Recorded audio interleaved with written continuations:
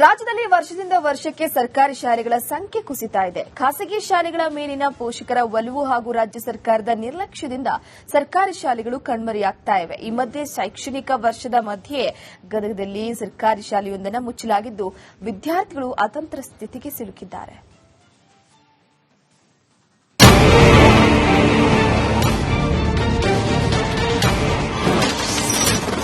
ಶಿಕ್ಷಣ ಸಚಿವರೇ, ಇದು ನೀವು ನೋಡಲೇಬೇಕಾದ ಸುದ್ದಿ. ಶೈಕ್ಷಣಿಕ ವರ್ಷದ ನಡುವೆ ಶಾಲೆ ಏಕಾಏಕಿ ಬಂದ್. ಅತಂತ್ರ ಸ್ಥಿತಿಯಲ್ಲಿ ಸರ್ಕಾರಿ ಶಾಲೆಯ ಮಕ್ಕಳ ಭವಿಷ್ಯ.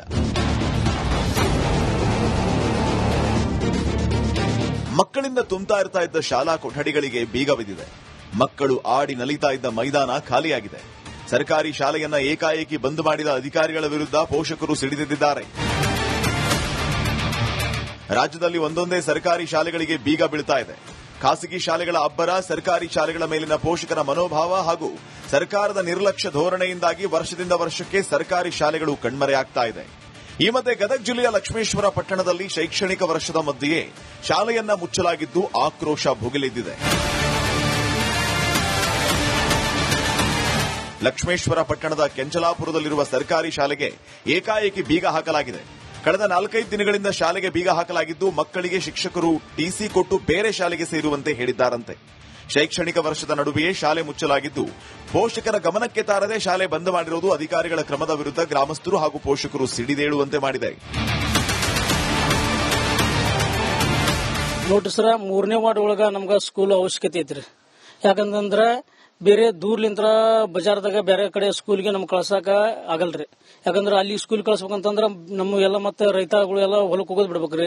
ನಾವೆಲ್ಲ ಆಟೋ ಡ್ರೈವರ್ ಇದೀವ್ರಿ. ಅವ್ರು ಬಿಟ್ಟು ಮತ್ತೆ ಬಂದ ಮಕ್ಕಳನ್ನೆಲ್ಲ ಸ್ಕೂಲ್ ಕಳಿಸ್ಬೇಕ್ರಿ.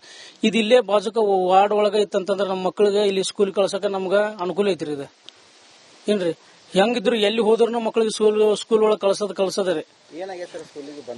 ಹ್ಞೂ ರೀ, ಈಗ ಬಂದ್ ಮಾಡ್ಯಾರ. ಈಗ ಒಂದ್ 5 ದಿನ ಆತ್ರಿ, 5ರಿಂದ ಬಂದ್ ಮಾಡ್ಯಾರ. ಅಂದಾಗೆ 4-5 ವರ್ಷಗಳ ಹಿಂದೆ ಈ ಶಾಲೆಯಲ್ಲಿ 200ಕ್ಕೂ ಹೆಚ್ಚು ವಿದ್ಯಾರ್ಥಿಗಳು ವ್ಯಾಸಂಗ ಮಾಡ್ತಾ ಇದ್ರಂತೆ.